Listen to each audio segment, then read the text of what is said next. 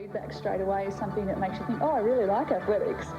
Jane Flemming will remember the blue ribbon when she begins her assault on the 7-event heptathlon at these 15th Commonwealth Games. The last few days has been quite good. I mean, I was feeling quite confident about things coming into the village, but you know, things have just turned around in the last few days. The burst has gone hard, and I tried to get out on it this morning and have a bit of a run and do some strides and try and loosen it up and free it up. But it didn't want to come to the party. So I just got to really settle down now and address the problem and get back for next year.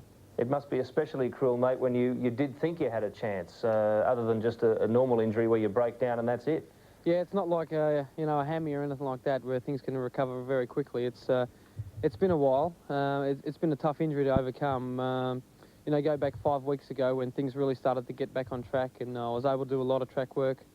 To come over here, I think it's more disappointing to get here and then have to pull out. It wouldn't have been so bad if I had have known 5 weeks ago that things were looking slim.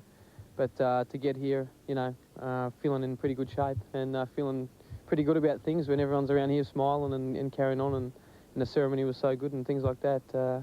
It was a bit hard to take this morning because today was the deadline, I suppose. Well, we don't like to dwell on negatives, but you've really had trouble for a year, haven't you, with various injuries? It's been just one long battle for you.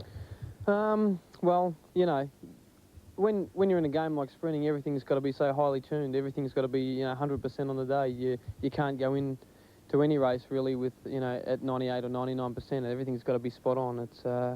It's one of those things, but I'm sure that I'll get through it. It happens to the best of them, and I think that the sooner I can address the problem, the sooner I can get back on track and get ready for next year. What happens now, mate? Are you going to stick around the village for a while, or what's on the agenda? Well, I've had a lot of advice. A lot of people are saying, get out and enjoy yourself or go home and do all that sort of thing. But I think it's pretty important for me to stick around and hang around with the guys. Try to, I might not be able to do anything on the track, but off the track I can encourage the guys and help them and give any bit of advice. Anything that I can do to help the guys in the relay and in the individual events will be great. So if I can just hang, and not only that, I think if I stay around and maybe get some advice from other people who have been through the same thing and find out the best place to maybe it means surgery, so it's a pretty simple operation, but to find out the best place to get it.